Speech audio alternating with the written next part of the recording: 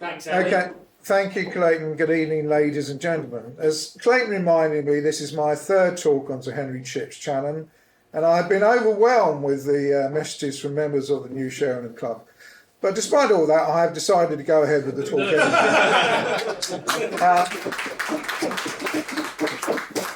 Before I begin, I would like to say something about the painting of Chips, and that's his son Paul. He commissioned this. It was painted by the artist James Gunn in 1938 and is an oil on canvas. Now, for those of you, I will give a very brief resume of Chips Channon. He was a Conservative MP in the 30s. He was American by birth, but he was an Anglophile. He mixed in higher society, married a member of the Guinness family. He had his own wealth anyway from his family, but he was immensely wealthy after he married the daughter of Earl Ivy so he lived in Belgrave Square, and he had, as I say, he basically knew anyone and everyone, and he was a what they call a PPS, which is what they call a bag carrier, but he was quite important in terms of the government, in that people confided in him because he could sound out everybody because he knew everybody. He was PPS to a person called Rab Butler, who was in the Foreign Office. Anyway, a few words about this painting. Channon doted on his son Paul, that's Paul there, who would succeed him as MP for Southend West in 1959, aged just 23. He would better his father by becoming a Minister of State, although he was somewhat cruelly dubbed the Minister for Disasters. You may remember in the late 1980s, following the King's Cross fire, the Clapham Junction rail crash and the Lockerbie disaster on his watch as Transport Secretary. And he also bettered his father by becoming a peer. Chips Channon was knighted, but he never quite made it to be a peer, though he would have liked to have been. And on his retirement from Parliament in 1997, he became Baron Kelvedon. Now, the second volume of the unexpurgated Diaries of Henry Chips Channon, covers a period of just under 5 years, 5 of the most dramatic and tumultuous years in British history.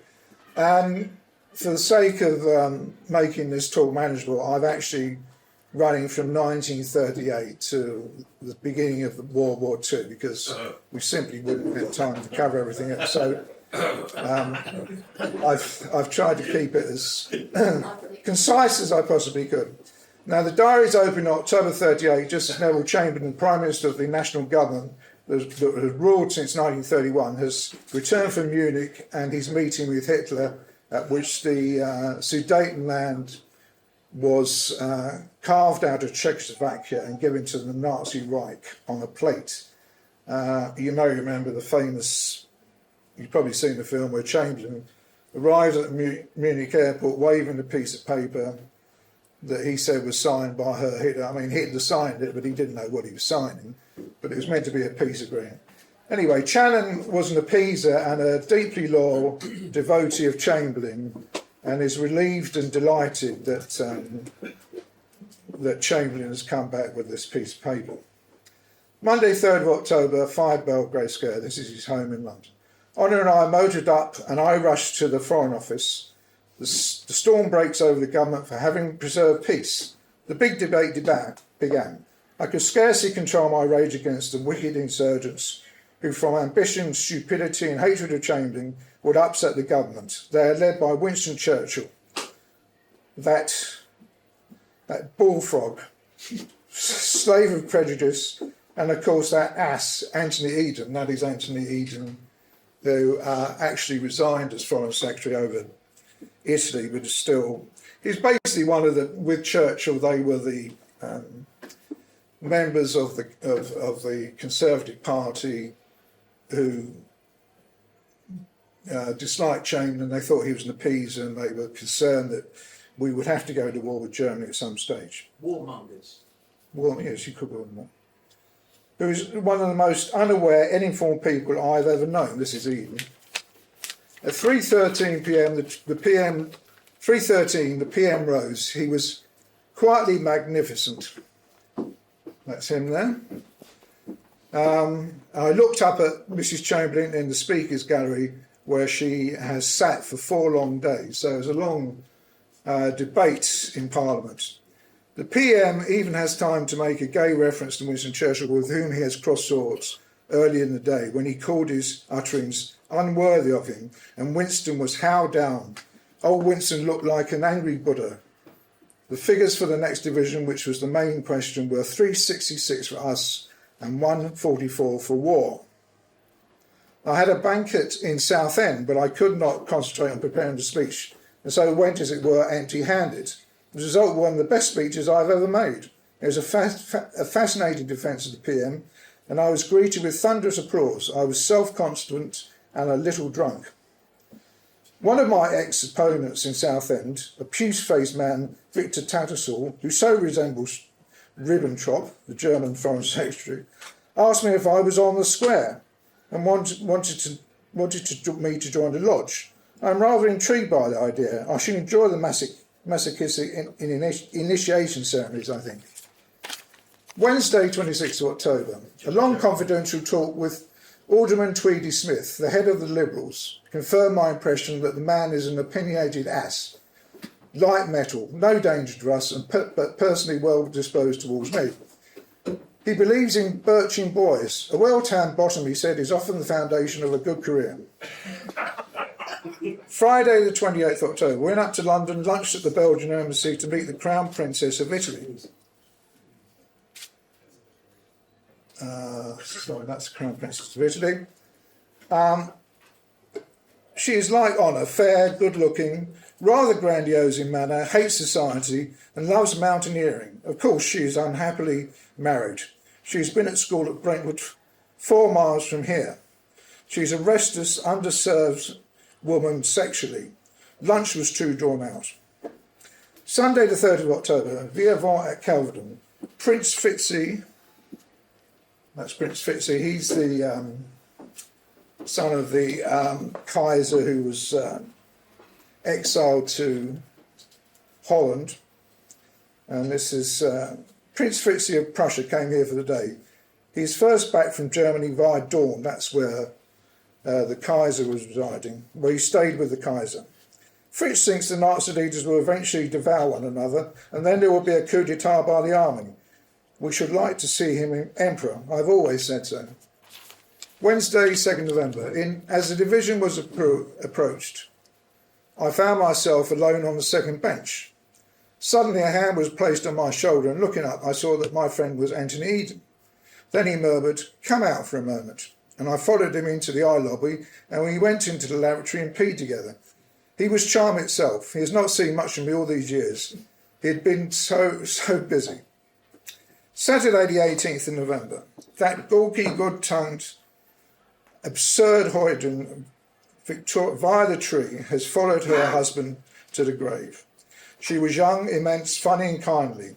I've never liked trees of any description. And Lord Beauchamp,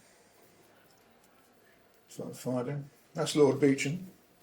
And Lord Beauchamp died in New York, age only 66. What a turbulent life. Rank, riches, arrogance, intelligence, achievement, high office, 7 children, the God's gifts at his feet, and he squandered them all for the most sterile of vices. Footman. Sunday the 27th of November, Kelvedon. After a night of wet dreams, really at my age it's surprising but always reassuring, I woke weak. Paul, his son, climbed into my bed. He is always asking questions about spanking. Does he want one? Wednesday, 14th December, early AM. Very foolishly, I stayed at Lewos's party last night until 4 AM and drank too much champagne, as indeed did everybody else. At the Foreign Press banquet, Chamberlain made a very great speech in which he gently castigated the German press. The German ambassador and the German press correspondents stayed away, thus creating a bad impression. They are too tactless always. A message came from the Duchess of Kent. That's the Duchess of Kent. A message came from the Kents live next door to Channon and his wife at number 3 Belgrave Square. A message came this morning from the Duchess of Kent wanting me to take her to the theatre tonight, but I couldn't, as I must attend a Law Society banquet in Southend, and I do not dare chuck so near an election. Sunday, 18th December, Leeds Castle. Leeds all day, morning in bed, conversations with Geoffrey Lloyd. That's Geoffrey Lloyd MP, who, as usual, has a Brazilian lady in tow. He can never resist the darkly romantic Dago type.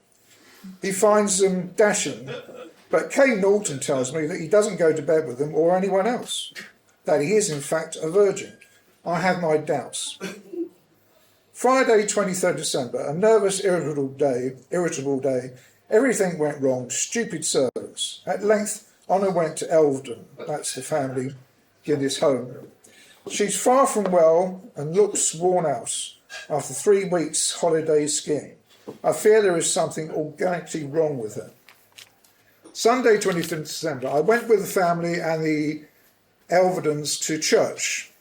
Honor stayed behind in a bad temper. She's always sulky and surly now. Breakfast was a function, a feature. Even Honor came down and there was a big present distribution. I gave Honor 3 Fabergé cigarette cases and had them marked and arranged. She gave me a pair of emerald cufflinks, which I am to return and have made into ruby ones, which I want. Lady Ivy gave me a watch which had belonged to the Sultan. More food, crackers and fun. Appalling weather, we are snowed up.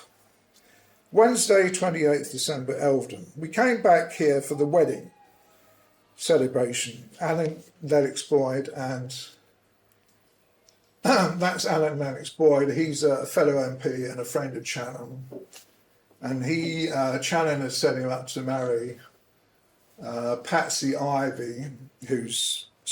Guinness, who's a sister of Honor. So once again, very wealthy. We came back here for the wedding celebration. Annette Lennox Boyd and Patsy Guinness. We are 37 to dine. Mrs. Lennox Boyd, the domineering mother, looks like a crumpet, and the eldest son George, who is a rotter and a poser, I think are staying in the house. Then there are Freya Stark, who is Lady Hester Stanhope of the age and wears bizarre clothes. Lord and Lady Brockett, overdressed and young and fresh. Lady Halifax, Harold Balfour, and many more. Dinner was fantastic. Then we all filed into the library to see the presents. They're an impressive lot, except those given by the constituents. And so at last to bed. The evening went with a swing. I felt an emotion of power. I'd brought it about. I'd brought Alan into our lives and encouraged him to marry Patsy. May I never regret it. Thursday, 29th December, the great wedding day began. I ordered 2 bottles of champagne. The bridegroom, Harold, Jim, Donald and I, all drunk. An early lunch at 12 o'clock. And then afterwards, MPs and others began to arrive in spite of the Russian weather. I looked after the MPs. We all drank more champagne from the loving cup. Alan and Patsy left in a rain of rice and confetti and rose petals for Kelvedon, where I had made elaborate arrangements for the bridal pair. Kelvedon is the Channon country home in Essex, just outside of Brentwood. That's it there. Sunday 31st September, Kelvin. We all assembled here. The honeymooners were here, both looking well. They occupy the Empire Suite. After a time, Alan went back to his bed. I deplore such tactics. The double bed is the secret of marriage, and all my troubles began from the day that I deserted him. 1939, Sunday the 8th of January. Honor and I motored to Stansted Hall, Hampstead, to lunch with the Butlers.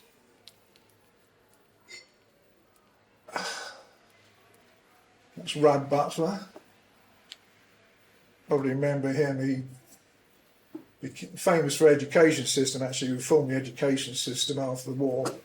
Well, at the time, he was working in a foreign office, and that's his wife.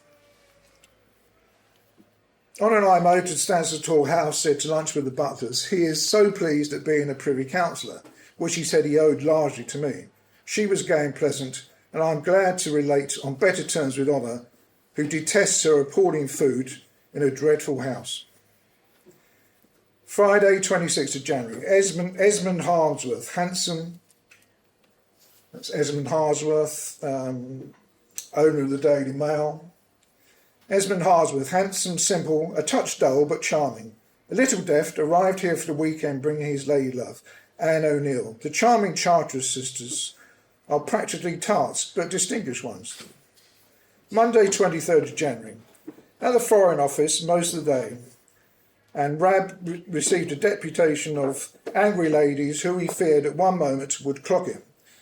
They are the pro-red fanatics, Violet Bonham-Carter, Miss Sylvia Pankhurst, a desperate left-wing individual, angry, short-handed and lesbian, Jenny Lee and Rosamond Lehman.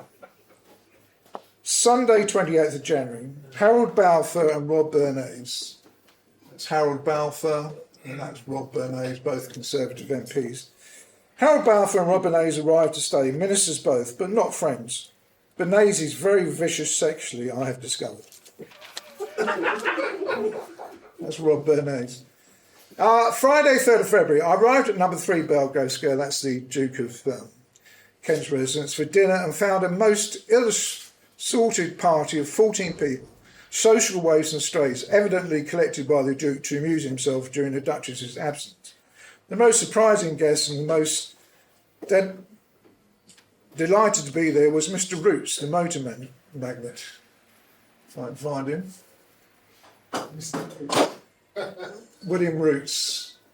Probably don't remember Roots. The Roots Group. They were bought out by Chrysler in the 70s. But they were a very big manufacturer. Roots was, almost as big as Lord and Austin and Morris. Anyway, that's it. They produced the Sunbeams.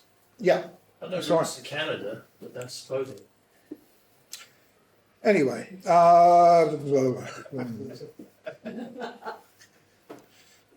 yes, with Muslim Roots, the motor magnet millionaire. Bad food, but glorious china for the usual biblogs. I drove to the House of Commons, picked up Ronnie Cartland. Where's Ronnie Cartland? There's somewhere.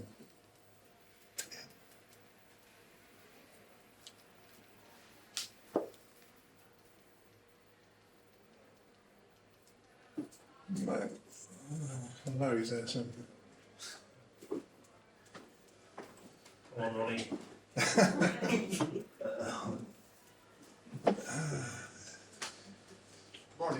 He appears to, oh dear, what gone then? I'm sorry. Ron's gone.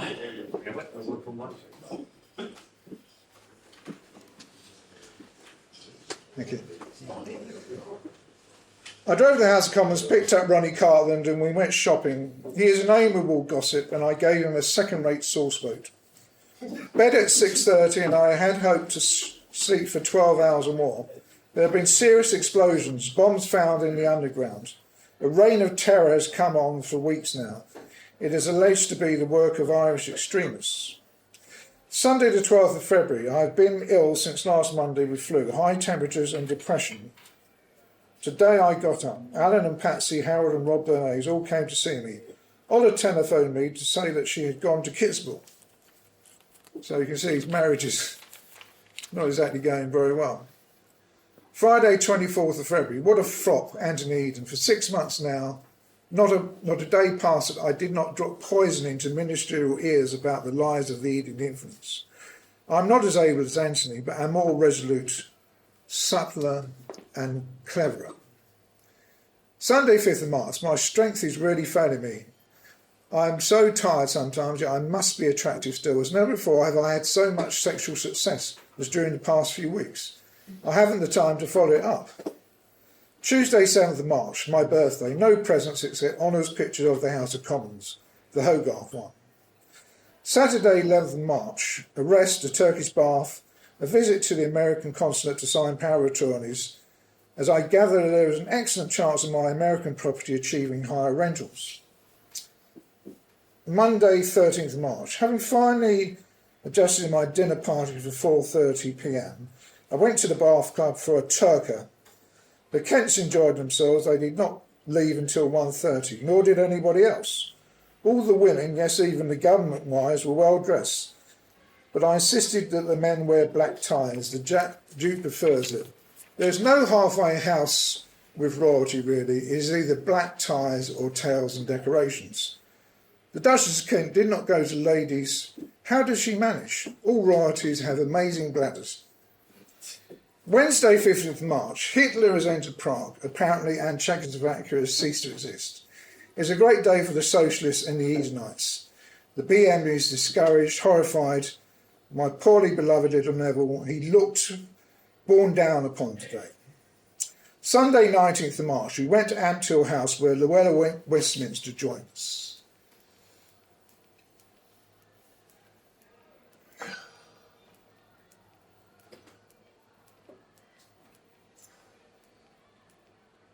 Sorry, that's Llewellyn Westminster, Duchess of Westminster. Well, Llewellyn Westminster joined us to lunch with an absurd old wardress, Sir Anthony Winfield, who is an octogenarian vulgarian, in love, although a widower with a family, with Alan. He was enchanting to entertain the Duchess. We sat through a pompous meal of 8 courses. Tuesday, 21st of March, Sidney Herbert has died in the south of France. No loss to me, little to anybody else. He'd been ill for years, self-indulgent, intolerant, a bore, common. He was too long overrated and conceited. Wednesday, 22nd of March, the Ivies to lunch, and I talked to my wife on the telephone. She is still mysteriously philandering at Brule. Wednesday, 22nd of March, tonight was the grand great gala at Covent Garden for the Frogs. I wore my court dress. I'm only happy in velvet, really. And it escorted Llewellyn Westminster to Emerald's. Emerald is Emerald Cunard, who's another wealthy socialite, the wife of Cunard of shipping fame. Where we all dined. I'd taken a box of £26, that's about £1,865 a day, and invited Louisa and the Lennox board as my guests. There was appalling traffic trouble finding our cars. Literally hundreds of people wandered about on the coldest night of the week, looking and waiting for footmen. What the local people must have thought, I don't know, except that English crowds always like a grand show.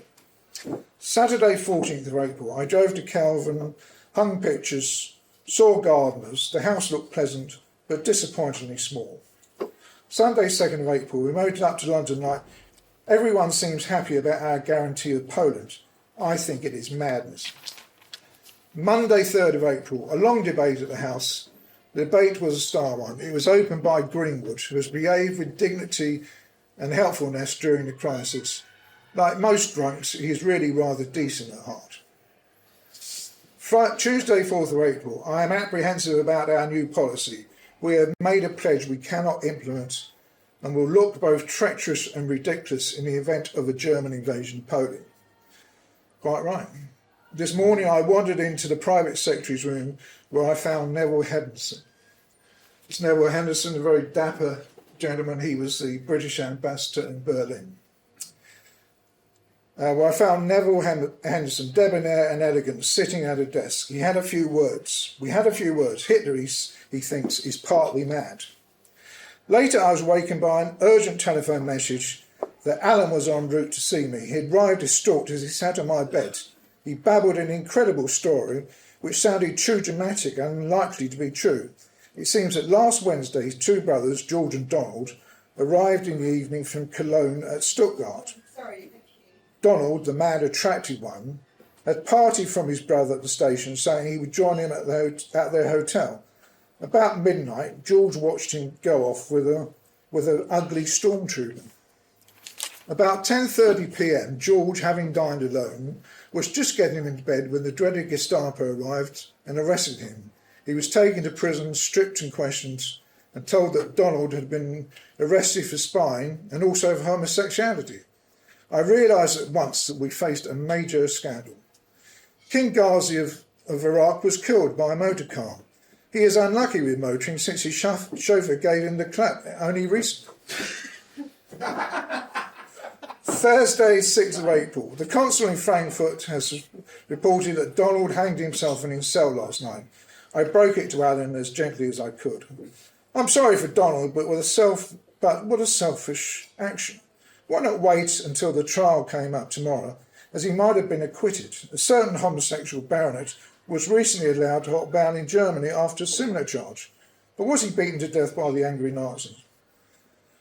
Good Friday, 7th of April. The Italians are occupying Albania. King Zod has fled, whilst Queen Geraldine, a semi-American semi-tart, and her 2-day-old baby have fled to Greece.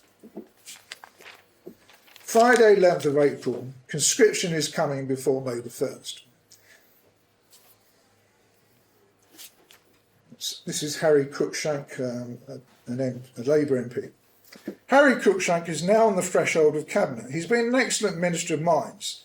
He has no balls. They were cut off after the war, and Diana Cooper, serving as a nurse, was present at the operation. She told me so herself. I attended the brewery meeting and once again heard the doleful account of how our fortunes are diminishing. All breweries are doing badly. I felt antisocial tonight and continued to dine like a Labour MP in the tea room off a scrambled egg and tea. Thursday, 4th of May, I was dining with Diana Cooper. That's Diana Cooper, who's another leading socialite, at the Dorchester, where she has collected 60 chums in aid of a charity function. She is the past mistress of using other people, but she is so charming that one doesn't mind, although I resent not being repaid the £10 I lent her in Geneva. Now, it might not seem very much, but that's about £717 today. Saturday, 6th of May, I had a long talk with Bill Astor in my room. This is Lady Astor, the Liberal MP. I had a long talk with Bill Astor in my room. He doesn't resent my rudeness to his mother, Lady Astor, who was referred to yesterday in the debate as the member for Berlin. She's giving a ball tonight to which we were uninvited. I shall never cross her threshold again. She is loathed in the House nowadays by all parties. Wednesday, 10th of May, at 5 o'clock, I left in my Grand Green Rolls Royce for Southend, where I picked up Honour at the Grand Hotel. She had been there, poor darling, since 3 p.m. when she had escorted Lady Halifax to the Curzon. We dined with the mayor at Porter's Green, and conscious to my expectations, I rather liked the Bishop of Chelmsford, who was a solid lefty. Tuesday, 30th of May, I had an hour with our Financial Secretary, Captain Verschoyle, trying to get our bills down, the household accounts, etc., come to about £1,000 per month. That's about 72,000 today. And I can never succeed in reducing them substantially. Saturday, 3rd of June, this is Philip Satsoon. Philip Satsoon died today. He will be a loss to the London pageant, as no one infused so much colour and personality. He was sleek, clever, amiable, but treacherous and snobbish. He was a homosexual, but there was never any open scandal. His favourites were usually young pilots in the Air Force. He was Under Secretary of State for Air for 11 years. Tuesday, 6th of June, I was sitting in our room. A cable came announcing the death of Isabel Crowe, and my thoughts were jolted back to long ago when she loved me. My affair with Isabel began quietly and continued from October 1924 to February 1925. Further meetings in Chicago at various hotels, even breakfast and quick flurried fornications after a dentist working husband departed for his office. Tuesday, 13th of June, I slept 10 hours and then pummeled by my sadistic Swedish masseur. I feel well. I sleep so badly in the country, particularly at Kelvedon, where the air is so stimulating that everyone complains of insomnia. Back in Belgrave Square, I sleep marvellously. Saturday, 13th of June, an Essex day. Honor and I drove to the other Kelvedon, that's in near Colchester in Essex, and lunched with the Boltons at Braxted Park. It is a lovely house, romantic in the midst of a fine park, with fine trees. Bolton is an attractive man, but a touch fraudulent. She looks like a cook. 2 dark genetic sons were present. Tuesday, 20th of June. Honour sat up last night until 3:30 a.m. at Stornoway House, where she dined with Max Beaverbrook. That's Max Beaverbrook, famous newspaper magnate, owned the Daily Express, which is a very popular middle-ranking paper, much more popular than Daily Mail. And he also became a minister in the wartime governments. Honor sat up last night till 3:30 at Stornoway House, where she dined with Max Beaverbrook, who was in Bacchic mood. Rothermere was also there, and Kitty Brownlow. Max kept saying, if only Honor would divorce Chips and marry me. The old Sir Lelius drank too much 1906 champagne and eventually removed his trousers. Thursday, 22nd of June. Tonight we had our great dinner party to celebrate Franco's victory, do homage to the Queen Ana and plot the restoration of the Spanish throne. There followed the most appalling 10 minutes of my life. Due to some hitch in domestic arrangements, the blinis, the first course, was delayed. No one noticed for a moment or two, eased by lashings of champagne. Wednesday, 28th of June, dined at Laura Corrigan's. That's Laura Corrigan. She was a famous American socialite in London. A gigantic party of over 150 colours. Laura changed her game tonight. There were no naked Japanese wrestlers, no gilded jugglers thrown into the air, no Apache dancers. The champagne was indifferent. I left about 2:30 a.m. Thursday, 29th of June. When I got back to the house, I fetched Rab, with whom I'm becoming increasingly intimate, and I escorted him to the Foreign Affairs Committee, which he addressed for 40 minutes, exerting a calming influence. Friday, 30th of June. Dressed in a little Friday blue flannel number, I lunched with Emerald, where I found the Spanish and Belgian ambassadors, Sir Robert and Lady Vanestart, Lady Londonderry, Laura Corrigan, Sir George Clark and Brendan Bracken, a distinguished party. I drove to Pyford, Prince Fritzi of Prussia following in a small car. Fritzi went to dine with the Sutherlands for their vast party. We all followed. All London was present. I was immediately led up to the Queen of Spain. That's the Queen of Spain. Who was in white and wearing many pearls. She was enraptured with our dinner party and said so a dozen times. Her face is a libidinous one, and for a second I wondered whether she was flirtatious. She almost excited me. It'd be fun to have an affair with a queen. Shall I pursue it? Her conversation is lecherous enough. Saturday, 1st July. There's been more alarming news about Danzig. Later, a putsch of occupation, etc. Everyone is most gloomy. Monday, 3rd July. The Kemsley's ball at Chandos House was overcrowded. The luminous, ample, colourful Lady Kemsley tried to combine two things: a great ball and a debutante's party, and in so doing fouled in both. It was very hot. I thought of Peter Gates. That's not Peter Gates.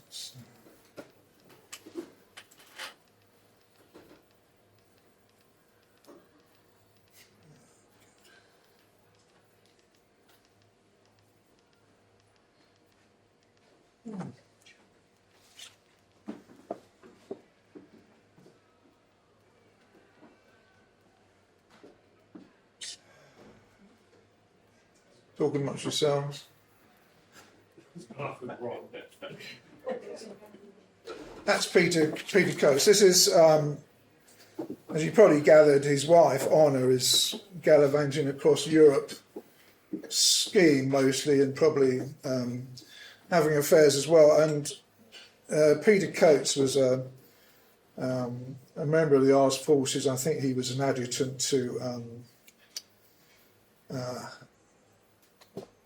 well, he was an adjutant to a general, I can't remember his name now, but anyway, he met Channon, and they became very close friends, in fact, very intimate friends, you might say. I thought of Peter Coates, who I met for the first time at dinner tonight, charming and gay. Thursday, 6th of July, I went to Dover House, the Scottish House, for a cocktail, for cocktails. There I found the government... There I found the government pipers, many Scottish people. There was an aroma of mothballs. How badly dressed are the Scottish aristocracy? Saturday, 8th July. Patrick began in Hepburn as we made a whip. A stupid appointment which will offend and please no one. He's fundamentally stupid. I should have been better at it. Monday, 10th July. Little Princess Cecile of Prussia is staying with me at 5 Belgrave Square, and she has brought a dark, engaging damsel, a Miss Cynthia Elliot. They lunched in, and I collected Master Coates, Tony Loughborough, and a young Jack Kennedy. There's a young Jack. It's actually a picture taken at the time, so that's how he looked at that time. He was in his early 20s. To amuse them. Hilarious little party, and later I took them all here to the house as they wanted to see the PM. Thursday, 13th of July, a very curt, cold, brief letter from Honor. I'm sad and apprehensive about her, but who can fear? I fear trouble ultimately. I lunched with Lord Halifax.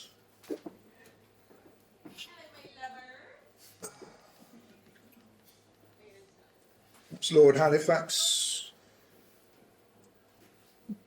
who was the Foreign Secretary. I lunched with Lord Halifax at the Carlton Hotel, a party to meet the Spanish journalists. I hate Spaniards. Friday, 4th of July.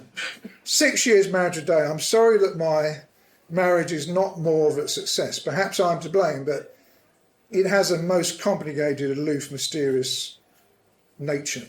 A peaceful, heavenly evening at Kelvedon, which looks lovely. Peter Coates is most delightful, knowledgeable and gay. Today is my Wednesday, 19th July. Today is my poor, frustrated mother's birthday. She's 70, looks 100, and is lonely, sad, self-centred and miserable. I don't suppose I should ever see her again. I'd never cared for her at all since I was 12. Tuesday, 25th July. I woke well and refreshed. It's curious that PC, Peter Coates, never tires me, but makes me happy and stimulates me. He is an attractive Pierrot, cosy and gay and well-informed. He reminds me of Coral. He is pink and gold like an Assam cherub, and companionable and centre and amazingly well-dressed. Wednesday, 26th July. So although I am in glorious health due to large doses of glucose, I tire easily and fall asleep in the afternoons, either in the library at the house with the recently married Alfred Beat snoring at my side, or I go home and collapse. Thursday, 27th July. Today is the Mayor's garden party in Southend, but I'd rather lost interest in the constituency, which is foolish with an election impending. Saturday, 29th July. I woke late, happy and refreshed. I sang in my bath and felt all day the cheeriness of contentment. Towards tea time, Emerald Kinnaird arrived like a whirlwind, and she was escorted by Thomas Beecham. It's Thomas Beecham, the famous conductor, who was in benign mood. She was captivating, talked of music, society and Mrs. Vanderbilt. A most successful evening, but I drank too much champagne. Tuesday, 11th of August, a letter from Peter and many postcards and snapshots from Honor, who is adoring her curious, cold, isolated holiday halfway up heaven on the Jungfrau. Wednesday, 2nd of August, I attended the Guinness Directors meeting. It was a depressing meeting. I was reminded of Franz Hauer's canvas, gloomy old man, lacking vision and imagination. Of course, the profits are down again. Still, the reserves are so enormous, about 10 million, which is 717 million today. And I was out of sympathy with the board's decision to cut the bonus from 29% to 26%. No, it wasn't that bad, though. Thursday, 23rd of August, lunch with Emerald, a small party. I left for the bath club where I slept for 3 hours. I'm shocked by my increased weight, 12 stone 7 pounds. Deplorable, so tonight I don't drink at all. Thursday, 8th of August, I woke at 6, got up and went for a long walk with Bundy, that's his dog. There were yokels working, cleaning debris, the Essex sun shone through the trees, the noise of chopping on of boughs draped over turf. It was like a grim fairy story. My child to lunch with us, atrocious weather and appalling complications with our ex-nanny, who is semi-insane as a result of having her festering uterus removed. Wednesday, 9th of August. Paul is very intelligent, alarmingly so. But like me, he hates the French and won't learn their lingo from Mademoiselle Laurent, the gay girl who is here for that purpose. Sunday 13th August, intense heat again. Honor and I, that's Honor and that's Chips in the Garden, that is 1938 actually. Intense heat again. Honor and I lay naked all day until tea time when Federer of the German embassy arrived to stay. A pleasant fellow, he takes a most gloomy view of the international situation, thinks there may well be war this actual summer. Saturday, 19th August. This is Basil Dufferin. Basil Dufferin arrived in a fiendish temper and with a red rose. He is surly, rude to his wife, silent, and does not eat. He drinks, soaks in whisky, port and gin all day, and lays up Kummel after dinner. Sunday, 20th August. Calverton is looking a dream of vernal lush beauty. We lazed all day, lay about in the garden. The political atmosphere, or rather the international one, is worsening. I am generally apprehensive. Tuesday, 22nd of August, I opened the newspaper and read, emblazoned across the ever-sensational Express, nothing much changed, German-Russian pact. They have been coquetting severely with Germany, even as our negotiations proceeded. They are the foulest people on earth, and now it looks like a war and a possible partition of Poland. Nothing much changes with Russia either. Thursday, 24th of August, the whole house expects war. I suppose it's like getting married the second time. It is impossible to work out the same excitement. Certainly London is calm, almost indifferent. Friday, 25th of August, on affectionate at 5:30, and we drove to Calverton in the heat. Harold Balfour rang from the Air Ministry with news that Hitler had sent for Neville Henderson, who was to return to London to report the conversation. Wednesday, 30th of August, the long answer from the German government came and was thought to be unsatisfactory by most of the cabinet who met to consider it. We are still urging Germany and Poland to negotiate, but the Germans seem determined to have their war. The household, Friday, 1st September, the household returned to London. Alan and Harold came to lunch with Ola and me.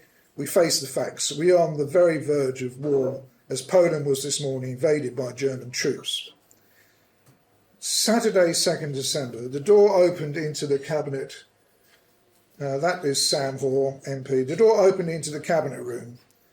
I saw Sam Hoare alone in a dinner jacket. The various chiefs of staff were wandering about in uniform, and Corbyn, the steely grey, that's Corbyn, the French ambassador in London. The steely grey frog ambassador slunk into another room and was soon in conference with the PM. He was told our decision. We had already instructed Neville Henderson to ask for an interview at 9 a.m. to inform the German government that unless news came by 11 a.m. that they had ordered the withdrawal of their forces from Poland, that we should be at war. Sunday, 3rd of September, 10:57 a.m. The PM is to broadcast at 11:15, and in a few moments a state of war will be declared. I went up with Victor Perron to the Foreign Office wireless station and listened to the PM. He was dignified and moving, brief and sad. He was barely finished when the sirens announced an air raid. In the evening, I dined with Peter Loxley. Anyway, that last photo was of Chips under telephone. You don't have to do that. So.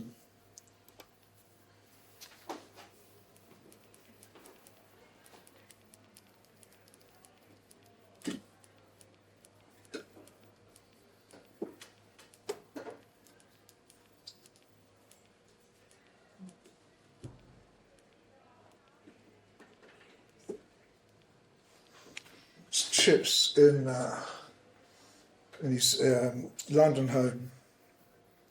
In the evening, I dined with Peter Loxley and Harold Balfour at the Savoy in semi-darkness. The restaurant was almost empty and the streets completely black. In the night, there was another air raid alarm, but I did not wake until called by the butler. Then I joined the servants in the cellar, where I found everyone good-tempered and funny. The Duke of Kent sent me a message asking me to go to his shelter next door, but I was too sleepy and declined. And that, ladies and gentlemen, is that. Thank you.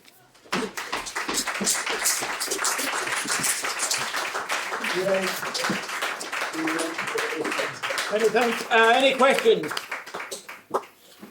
No questions. These books come out relatively recently, didn't they? Sorry? The book version. Yeah, this is the second volume. There is a third volume coming out later, well, in September. I mean, the original diaries are published in 1962, and they were edited by a Conservative MP whose name escapes me. But anyway, the book was regarded as rather risque at the time, although there's really nothing. It's only 250 pages. The diaries that have been published now, I mean, every volume is 1,000 pages.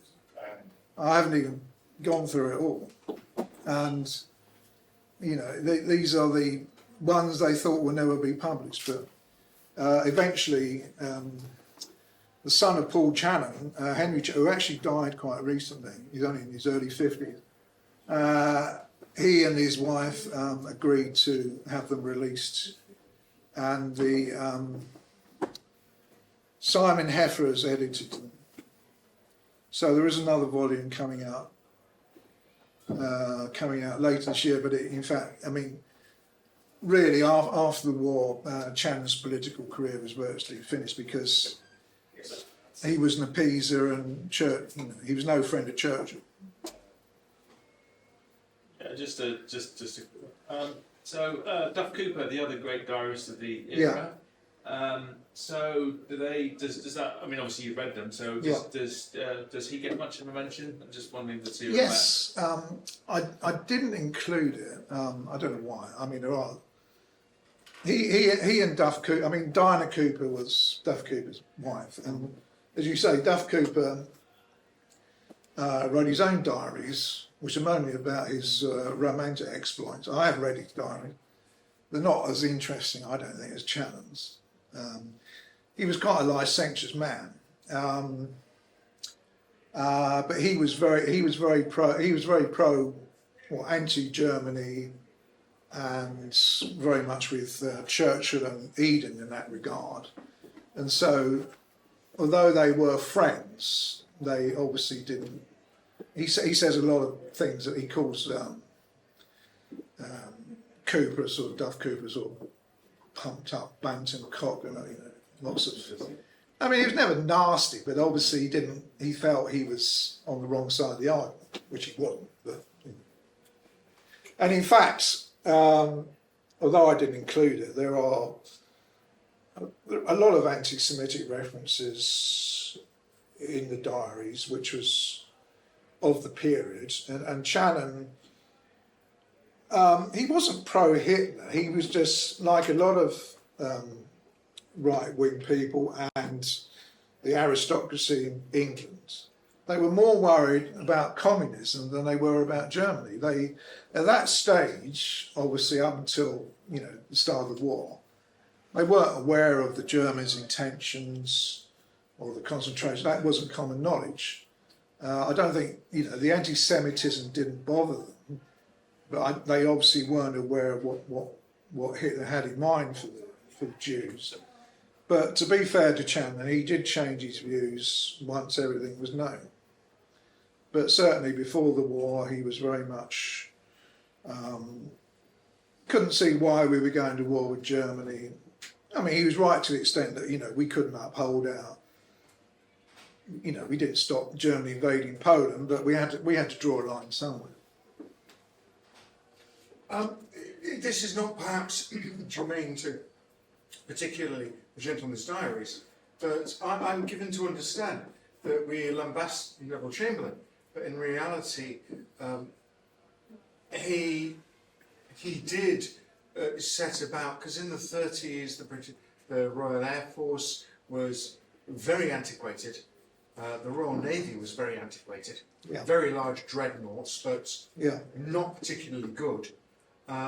and he actually set about rebuilding and rearming Britain. So Yeah. to some extent, Churchill stood on the shoulders of his, Well, I think- appeasing Hitler, yet also I think- being cautious. I think you're right in terms of there's been a certain revisionist view of Chamberlain who was lambasted as being an appeaser.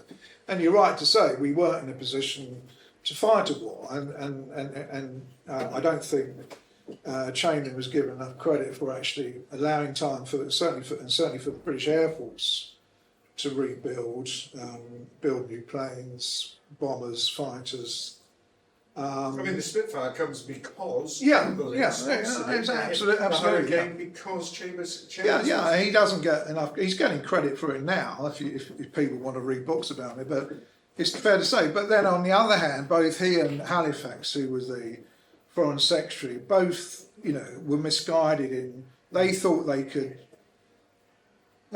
handle Hitler. I mean, Hitler just thought they were a bunch of idiots. I mean, he signed that piece of paper at Munich. He was like signing a napkin. He didn't know what he didn't mean anything to Hitler. They didn't care, what?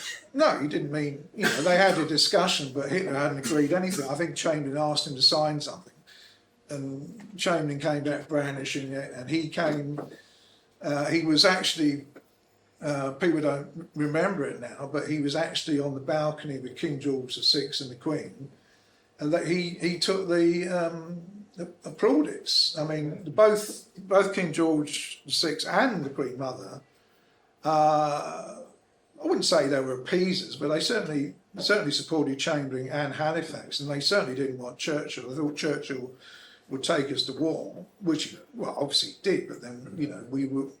Chamberlain took us into war. It's not as if Churchill had a great history as well. No, he didn't. He had a very patchy history, but he was spotty career there. He was right about the fact that you couldn't trust Hitler. You couldn't do a deal with Hitler, whereas Chamberlain and Halifax would have, I'm virtually certain, would have done some agreement with Hitler, which would have been us signing away, well, I don't know, most of the empire and, probably the UK as well. I mean, who knows? Like Vichy France or something else. Yeah. Yes. Who knows? National state. Yeah, So you're right. I mean, basically what you're saying is right. I mean, Chamberlain bought time. There's no doubt about that, and he's got to be credited with that. But also you've got to consider the fact that he felt crushed by the fact that he couldn't avoid a war. He did everything I used to be a big fan of Churchill, but Chamberlain tried everything to prevent that war in his eyes, and he, by getting Hitler to sign that, I've got no further territorial demands in Europe, that he was sort of proving, that Hitler goes beyond that. Well, then Hitler's proved. He was so desperate that he got Hitler to sign virtually a napkin, which. He said, "I've got the signature of the German Chancellor." It was, They also had very poor advice from the military, Chamberlain. They convinced the government that if there was a war, everyone would die in the first 2 weeks from gas bomb. Yeah. Right? The German airplanes would just devastate Britain in a week. Well, there's no doubt that we weren't prepared. Chamberlain bought time, and obviously we wouldn't have. We wouldn't be here now. I mean, we would have lost the Battle of Britain. He gave us time to build. You've got to praise him for that. But ultimately, those 6 months meant that basically hurricanes became the first line of aircraft. In 38, the Germans couldn't have done anything to any of it. no, They were very weak, actually. But that's not what they thought. That's not what they Absolutely. I mean, They were told by the military that the Germans would. before Also, spy satellites. at the time, the Dominions, speaking as a Kiwi, I don't think the Aussies and the Canadians and we didn't really want to go for another war. We'd already had World War One. And we, and like most people, we didn't want that war, and it had to. It's almost it had. but as a Dominion, to they come were along, they would have been called up because they were. But they had to take that into account. Exactly. Well, maybe we informally, but we take it into obviously account. we couldn't have fought the war in Burma, in anywhere without colonial troops. But Oh yeah. Absolutely. I mean, there was feedback, of course, I'd imagine, in the government from the colonies to their through ambassadors, etc., and so forth, the regents and so forth, as to what was the tenor, shall we say. Sorry? And therefore, Chamberlain would have been in a very difficult position.